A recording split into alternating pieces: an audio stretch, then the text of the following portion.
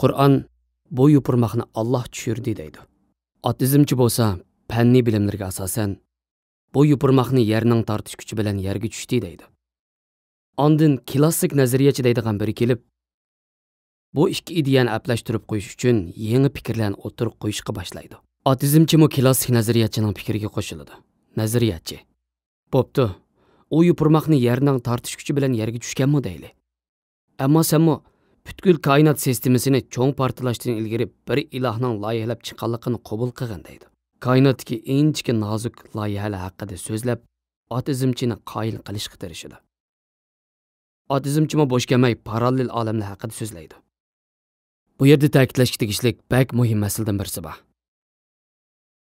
Ya'ni Qur'onning bu haqda aytganlari nihoyat aniq tursimi, hech kim bu aplashtirishni Qur'onning qabul qilib qilmaydiganligini qilchilik o'ylab qo'ymaydi. Chunki Qur'on ochiq bir shaklda yopurmoqni yerga tushirgan yerning tortish kuchi emas, balki bevosita Allohdir deydi. Xarakter mushunga o'xshab qoladigan, ya'ni Qur'onni bilmay turib Allohning borligi to'g'risida mulohiza qilingan nurg'un programmalar va filmlarni ko'rgan edim. Bu filmlarda odamning ishongisi kelmagidek darajada nurg'unlagan ko'z bo'yamchiliklar mavjud edi. Ya'ni nurg'un atizmchilar qandoq bir ilohni inkor qilganligini, shundaqla nurg'unlagan musulmonlarmi o'zining qandoq bir ilohga iymon etganligini bilmaydi. Menmo hozirgi zamonda dunyoga kelgan tabiiy fan va injenerlik kasbiy sohasida materializmlik nuqtai nazari bilan tarbiyalangan bir klassik tabiiy fan o'quvchisi bo'lish sifatim bilan bu farqni yillarcha his qilamagan ekanman. Toki bir kitob bilan, ya'ni urg'anlik yerdan bulduqlab suv chiqadigan hosi bilan uchrashganga qadar Qur'on bizga anlatayotgan tavhidni haqiqiy ma'nosi bilan tushunamagan ekanman. Balkim bu film sizlarga bir oz nazariy filmdek bilinishi mumkin. Ammo bu film atizm va Allohning borligi haqida bir metodni tavsiya qiladigan film bo'ladi. Ekranning o'ng tarafidagi belgi bo'lsa, bu metodning simvoli. Uning ma'nosi inshaalloh filmimizning oxirida oshkorlandi. Qizil asa. Atizmni nazariya bilan tunjuqtirish. Qizil asa metodi. Odatda ilohning boyuqlik to'g'risidagi mulohizalar ko'pincha tövandagi ikki temani cho'rdigan holda bo'ladi. Ularning biri bo'lsa Big Bang. Cho'ng portlash va olam qandoq paydo bo'lgan.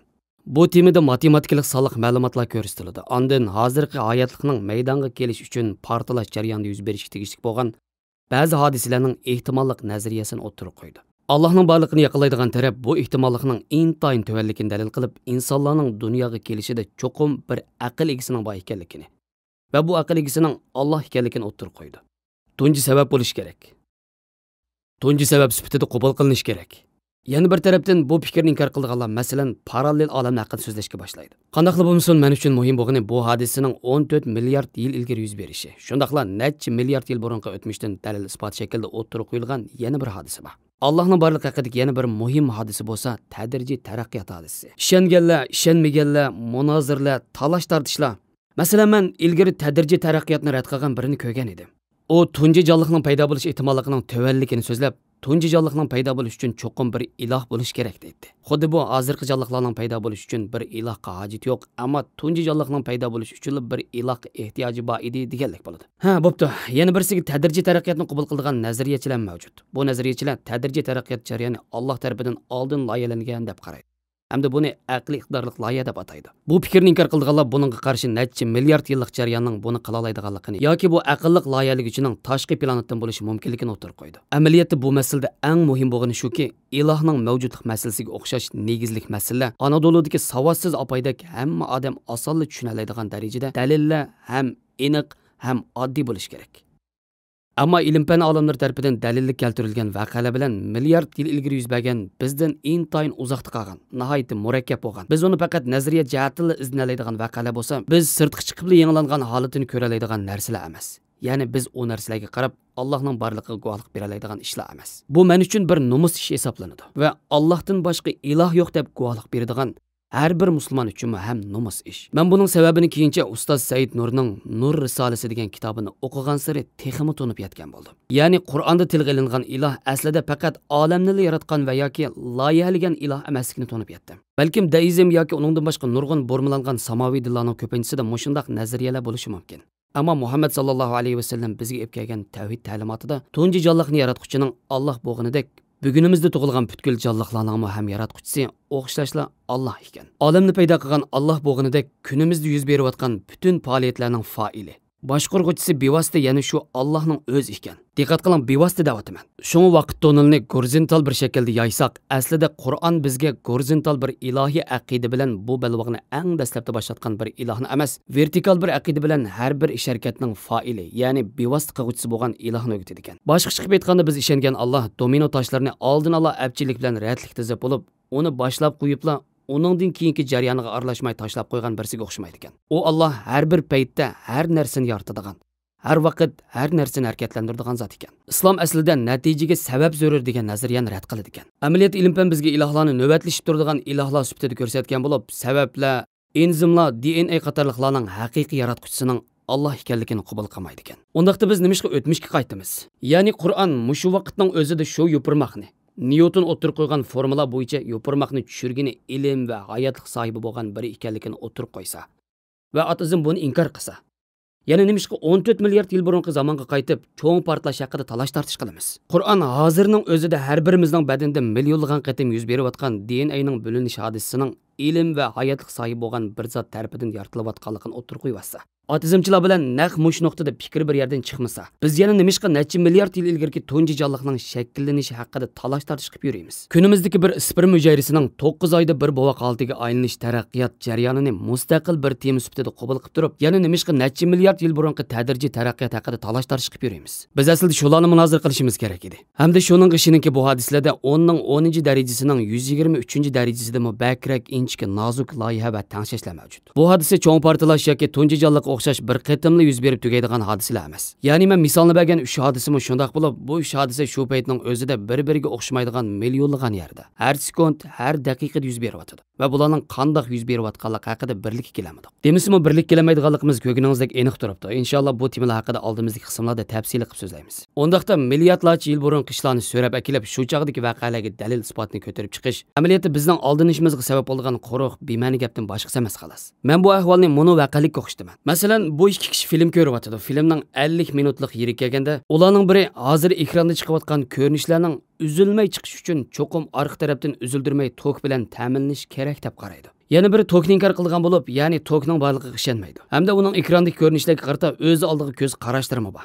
Oxirida ikkalan tokning boyoqligi to'g'risida talash tartish qilishga boshlaydi. Haliqi tokning mavjudligiga ishongan birinchi kishi yenidagi tokni inkor qilgan do'sti qarab mundaq deydi. "Men qara do'stim, filmning haliqi 50 minut burungi ekranda ko'rilgan tunji ko'rinishi bor-ku. Ha, dal shu tunji ko'rinishning shakllanishi uchun cho'qim tok bo'lish kerak. Chunki tok bo'lmasa bu tunji ko'rinish qandoqmi ekranda ichilsin?" O deganingiz tamoman to'g'ri. Filmning ekranda chiqish uchun emas, ichilish uchun tok lozim. Ammo hozirgi ko'rinishning ekranda ko'rinish uchun ham tok lozim. Hamda tok ekronga bevosita ta'sirini ko'rsatish kerak. Qolganiga gapimning ma'nosini hozir ekranda chiqayotgan ko'rinishdan texmi aniq bilalaysiz. Do'sting, hozirgi ekran ko'rinishida tokning bevosita ta'sir borligini qabul qilmayotgan tursa, sen nimishqa uningga 50 minut burun ko'rinish to'g'risida gap qilib yuraysan? U hozir sening maqsadingni xato tushunib oladi. Ya'ni biz filmning 50 minutlik vaqt to'g'risida birlik keldik. Faqat filmning qanday boshlanganligidan fikrimiz bir yerdan chiqmayotdi deb o'ylab qoladi. Shuni kesib aytalaymanki, nurg'un otizmchilar va nurg'un musulmonlar bo'libmi, mushuning o'xshash ilm-fan va tibbiy sohalarda o'qiydiganlar. Yer sharining quyosh atrofida qanday aylanadiganligi to'g'risida o'zini biz hammamiz o'rtaq fikrda deb o'ylaydi. Yoki ularga nisbatan bugun tug'ilgan bu vaqtning taraqqiyot masalasida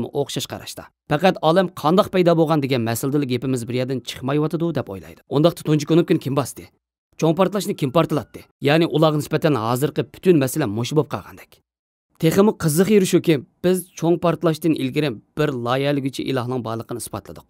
Otizmchi do'stimizmi buningga ishondi deyli. Sizningcha bu isbot nimani qanchalik o'zgartiradi? Chunki bu kishi hozirgi paytning o'zida o'zi qilayotgan ish harakatlarini Allohning irodasi bilan yuz berdiganligiga ishonmaydigan tursa, biz bu shaklda maqsaq hozirgi ish amallarining haqiqiy foili bo'lgan, Qur'onda zikr qilingan iloh emas, balki deizmchining Allohini isbotlagan bo'lamiz. Texmicha taxiri biz ular bilan necha milliard yil ilgari yuz bergan cho'ng portlash yoki tunji jonliqning yaratilish hodisasini muloyiza qilgan bo'lamiz.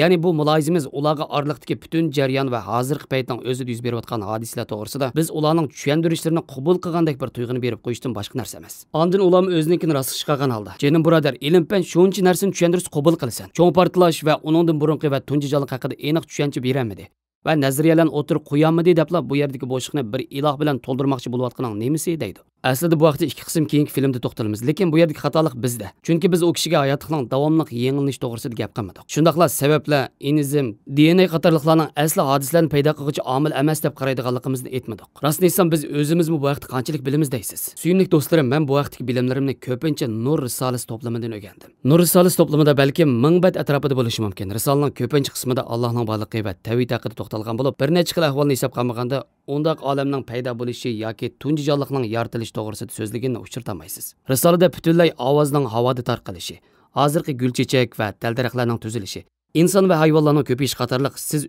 o'z ko'zingiz bilan ko'rib shohid bo'lib turadigan misollar bilan dalil isbotlar keltirilgan. Mana bu usul dal Qur'onning uslubidir. Qur'onning 4dan 1 qismi tavhid haqida bo'lishiga qaramay, Qur'onda eng jiq misol keltirilgan, dalil qilingan temalar yomg'irning yig'ishi, kecha kunduzning almishishi, o'simliklarning o'sishi degandek koinot hodisalarini o'z ichiga oladi. Badiiy zamon bu ahvolni shuning o'xshatadi. Bizning niyatimiz so'yib kelish deyli. Tog' cho'qqisidan suv boshlab kelish uchun turba yotqizish qiyin va jafoliq bo'lgan bir tanlash. Ya'ni yo'l uzun. Turba yo'lda kashili chiqishi yoki suv uzilib qolishi yoki shuningga o'xshagan biz o'ylabmi baxmagan masalalar yuz berishi mumkin. Agar sizda burg'ilash uskunasi bo'lsa yoki uni bu yerda Musa alayhisalomning hasisi deb turayli, agar u hasini urg'anli yerdan suv chiqara olsangiz, bu texmi qulay va oson bo'ladi. Mana bu Nur risolasi dal boshdan oxiri Qur'onning mush metodini qo'llanib, milliard yillar burungi o'tmishga qaytishga hojat tushmasdan ko'z har vaqt ko'rib turadigan atom, daraxt, chivin va gulchechak qatorliqlardan insonning eng zarur ehtiyoji bo'lgan tavhid suyini chiqarib beradi. Mana bu sababdan biz bu metodni qizil hasa deb atadik. U ismni keyingi qismlarimizning simvoli qildik. Bu belgini ko'rgan filmlarda siz hozirning o'zida ko'rolmaydigan o'tmishdan emas, siz har vaqt yangilangan holda ko'rib turadigan sohalardan misol, dalil isbot keltirishga kuchimizning yetishtirishimiz. Chunki bu ashhadu an la ilaha illalloh deyishning, ya'ni Allohdan boshqa ilohning yo'qligiga guvohlik berishning eng ishonchli va to'g'ri yo'lidir.